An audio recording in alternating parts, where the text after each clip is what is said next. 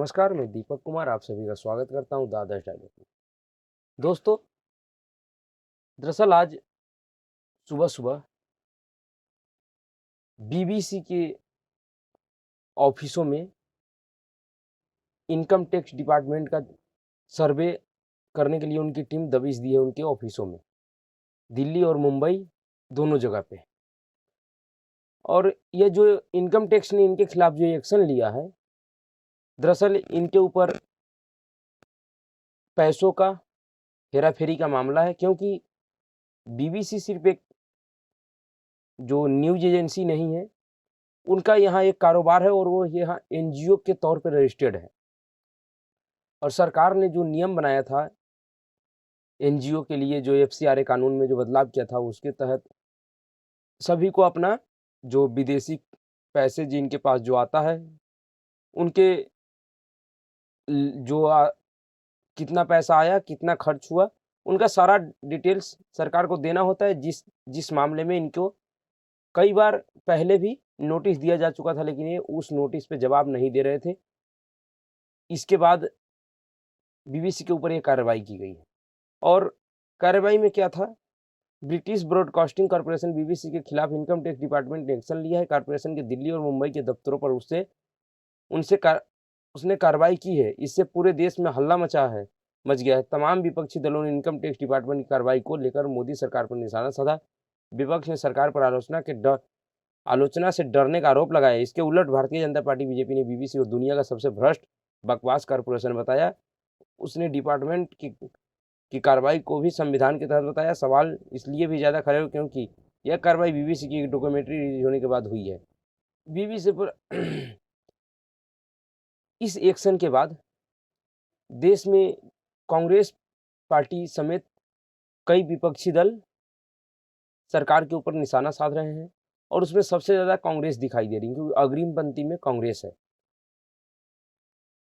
तो एक कॉर्पोरेशन के ऊपर इनकम टैक्स का कार्रवाई हुआ है, उसके लिए इतने परेशानी क्यों है इन लोगों को, और ख़ास करके कांग्रेस पार्टी को क्यों परेशानी है?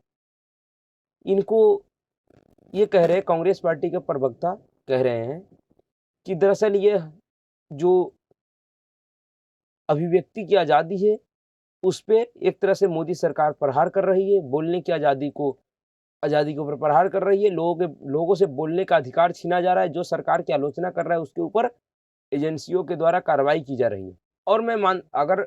और इनका एक और आरोप है कि दरअसल ये कार्रवाई इसलिए की जा रही है क्योंकि बीबीसी ने एक डॉक्यूमेंट्री बनाया है नरेंद्र मोदी के खिलाफ, जो 2002 के गुजरात दंगों के ऊपर जो डॉक्यूमेंट्री बनाई गई बीबीसी की तरफ से जो डॉक्यूमेंट्री बनाई गई है, उसके खिलाफ सरकार ने बीबीसी के ऊपर एक कार्रवाई की है। जबकि बीबीसी की डॉक्यूमेंट्री से और इस कार्रवाई से कोई लेना देना नहीं है। अगर मैं मानता हूं कि अगर लेना देना है भी, तो इससे विपक्ष को क्या परेशानी है? अगर कोई इस देश में देश के खिलाफ, यहाँ के लोगों के खिलाफ, या जो सरकार प्रचंड बहुमत से चुनी गई हो, उस सरकार के खिलाफ अगर कोई साजिश करती है जिससे देश के सांप्रदायिकता को खतरा हो सकता है, तो क्यों न ऐसे संस्थाओं के खिलाफ कार्रवाई की जाए? इसमें क्या गलत है? और बीबीसी पे आज कोई पहली बार कार्रवाई नहीं हुई है, क्योंकि बीबीसी ये ऐसी संस्था है जो आदतन कहे तो भारत के मामले में आदतन अपराधी है। भारत के खिलाफ यह समय-समय पे प्रोपेगेंडा फैलाते रहता है। झूठी खबर से लेके झूठे तथ्य को दिखाते रहता है, जिसके ऊपर कई बार इनको माफ़ी माँगना पड़ा है। और यह आदतन है। ये या तो होता है कि भूल हो जाती है किसी से, ऐसा नहीं है। इनका ये एजेंडा है कि किसी भी तरह से हम समय-समय पे भारत को और भारत के लोगों को, खास करके हिंदुओं को बदनाम करते रहना। और आज जो ये कांग्रेसी हल्ला मचा रहे हैं, इनको शर्म नहीं आती। दरअसल इस देश में अगर कांग्रेस पार्टी किसी भी मुद्दे पे हल्ला मचाती है, तो इस देश के लोग यही समझते हैं कि ज़रूर इसमें कुछ ना कुछ गलत है, इसलिए ये संस्था कुछ ना कुछ गड़बड़ किया है, इसलिए सरकार इस पे कार्रवाई की है। और लोगों को विश्वास इसलिए भी हो जाता है क्योंकि कांग्रेस पार्टी उसके पक्ष में खड़ी हो जाती है। और इस देश में कांग्रेस पार्टी एक ऐसी पार्टी बन गई है कि यह पार्टी जिस भी मुद्दे के साथ खड़े होती है, जिसका समर्थन करती है, इस देश का जनमानस तुरंत समझ जाता है कि कहीं न कहीं इसमें कुछ गड़बड़ ज़रूर है। क्योंकि कांग्रेस पार्टी एक ऐसी पार्टी के रूप में इस देश में लोगों के नज़र में है, जिसका इस देश के प्रति और इस देश के लोगों के प्रति खास करके इस देश के बहुसंख्यक समाज के प्रति हीन भावना एवं कुंठित मानसिकता से ग्रसित इस पार्टी की सोच और इनकी नीति रही है। और इसलिए ये भारत के खिलाफ किसी भी विदेशी एजेंडे के साथ ही खड़े हो जाते हैं। और ये इनका आज का बात नहीं है, इस पार्टी के काफ़ी दिनों से, कहे तो 20-30 सालों से यही परंपरा रही है। और यह कार्रवाई बीबीसी का एक ऐसा डॉक्यूमेंट्री, जो जिस मामले के ऊपर वो डॉक्यूमेंट्री बनाई गई है, उस पे इस देश का सबसे उच्च न्यायालय, सर्वोच्च न्यायालय ने अपना फैसला दे चुका है। और उसमें उन सभी आरोपियों को उन आरोपों से मुक्त किया है। उनके खिलाफ कोई भी सबूत ना मिले। जितने भी उनके खिलाफ जांच बैठी, सभी के सभी जांचों ने, सभी की सभी कमेटियों ने एवं सभी जितने भी न्यायालयों से वो केस गुजरा, सभी न्यायालय ने, चाहे वो जिला अदालत से लेकर सुप्रीम कोर्ट तक, सबने उन सभी आरोपियों को उन आरोपों से मुक्त किया। और सुप्रीम कोर्ट ने टिप्पणी किया कि यह मामला इसलिए इतने दिन तक चलाया गया क्योंकि इस मामले से कुछ लोगों को अपनी पब्लिसिटी जमानी थी। उन्होंने सिर्फ पब्लिसिटी के लिए ऐसा काम किया। फिर भी उस मुद्दे के ऊपर डॉक्यूमेंट्री बनाता है बीबीसी और उसका समर्थन इस देश का विपक्ष करता है। शर्म आनी चाहिए कि अपने ही देश के खिलाफ एक विदेशी संस्था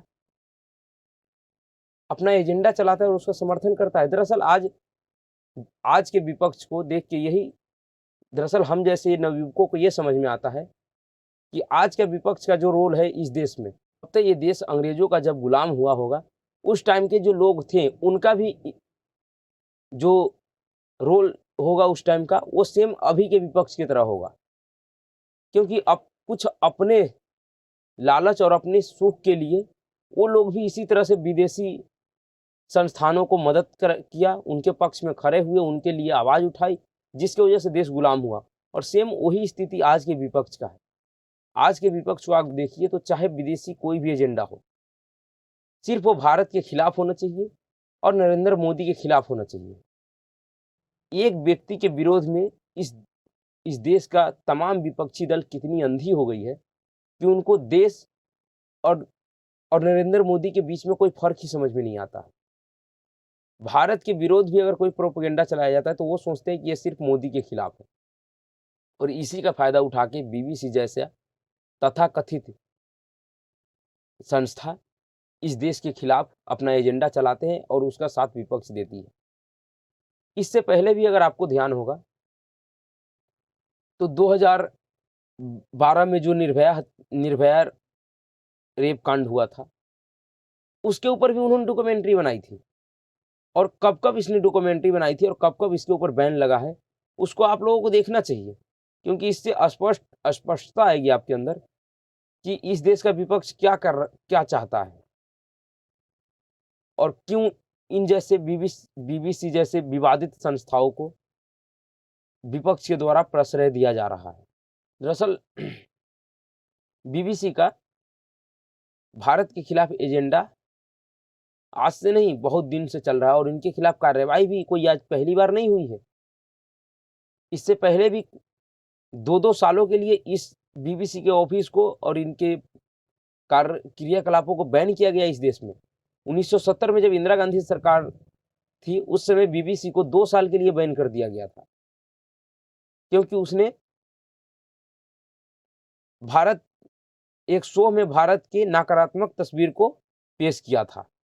उस समय जब फ्रांसीसी निर्देशक लुइस मेले की डॉक्यूमेंट्री सीरीज बीबीसी पर दिखाई गई थी, उसके लिए तत्कालीन सरकार जिसका मुखिया इंदिरा गांधी थी, प्रधानमंत्री इंदिरा गांधी थी, उन्होंने बीबीसी के दिल्ली दफ्तर को 2 साल के लिए बंद कर दिया था। और उन्हीं के पार्टी के लोगों का कितना मानसिक दिवालियापन हो चुका है, क्या जो बीबीसी के साथ खड़े नजर आ रहे हैं। ऐसे लग रहा है जैसे बीबीसी के ऑफिस पे रेड नहीं हुई है, कांग्रेस पार्टी के ऑफिस पे रेड हो गई है।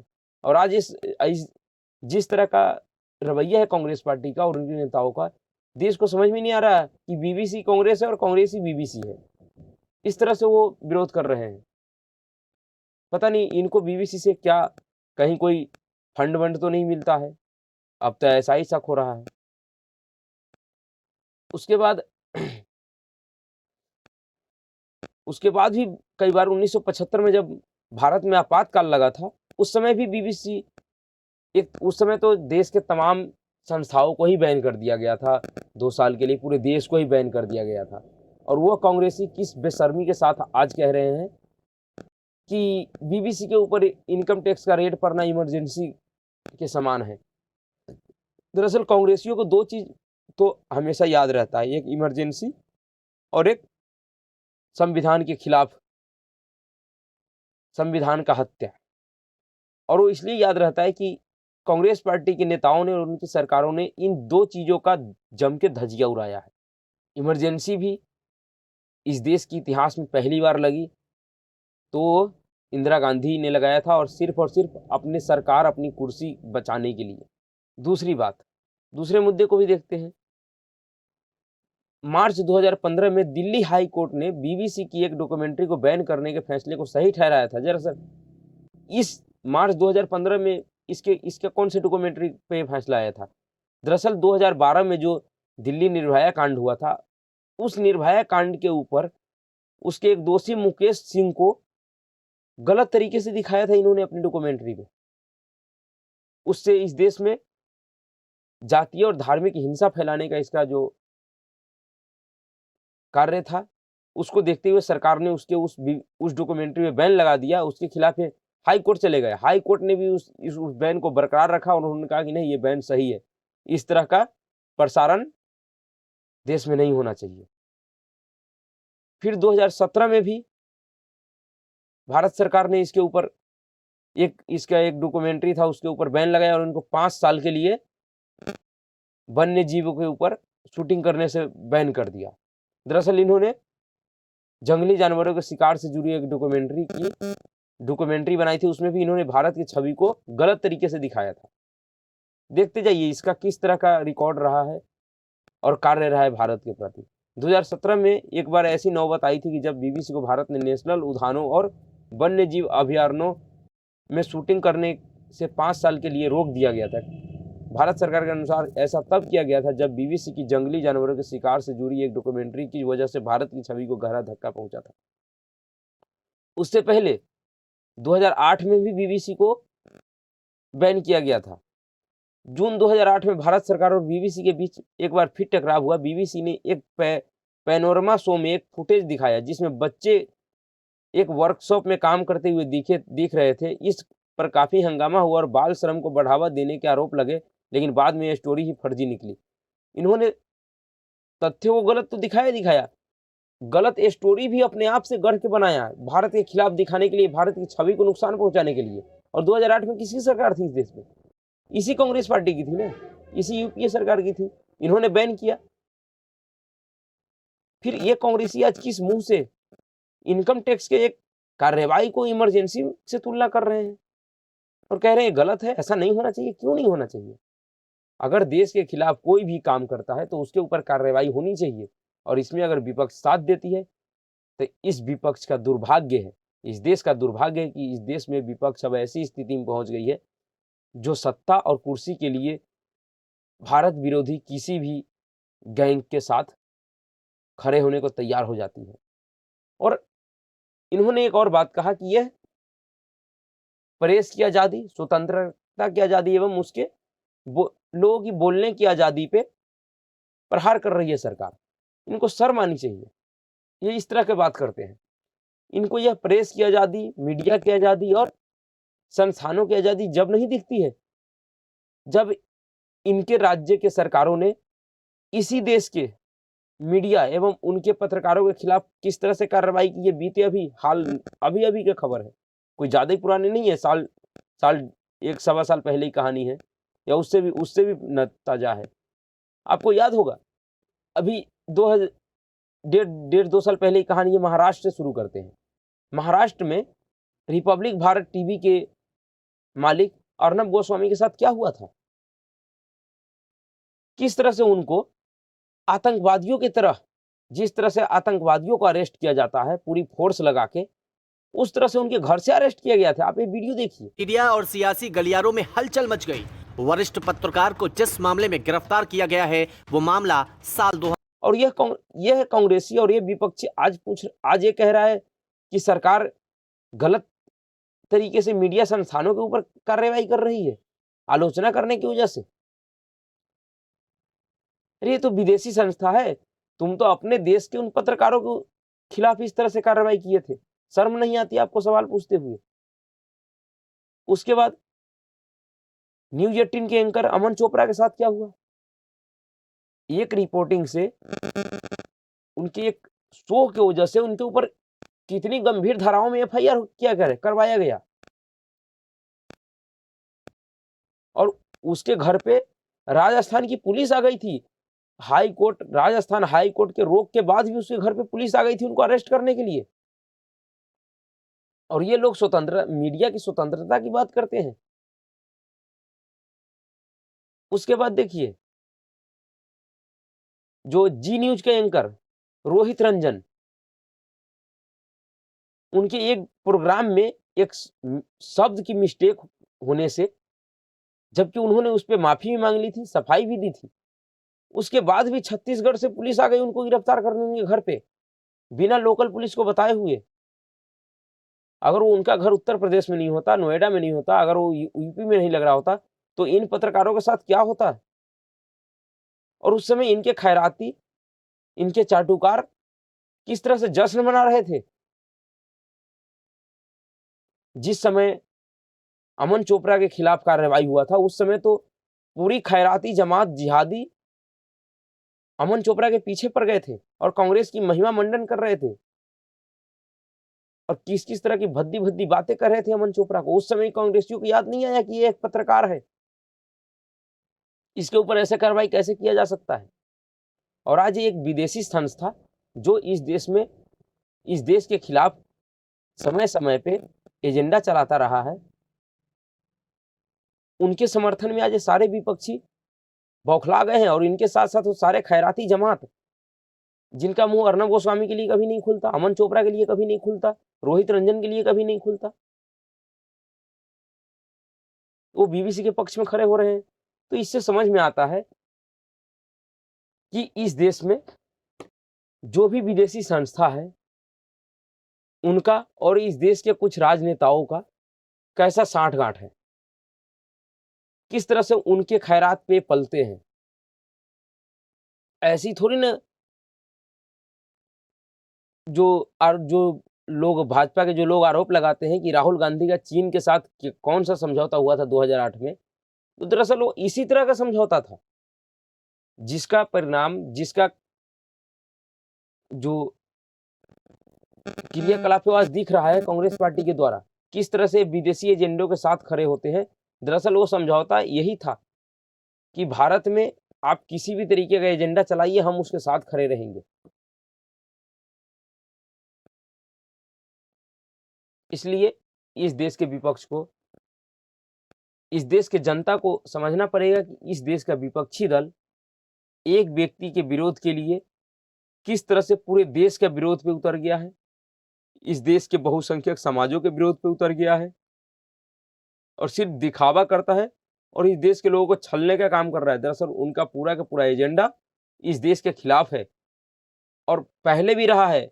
अगर बहुत से वरिष्ठ लोगों के बातों को आप सुनिएगा तो आपको समझ में आएगा कि कांग्रेस पार्टी एवं उनके सरकारों के शासनकाल में बहुत से ऐसे क्रियाकलाप रहे जिससे विदेशी संस्थाओं को फायदा पहुंचाया गया और इस देश को नुकसान करवाया गया।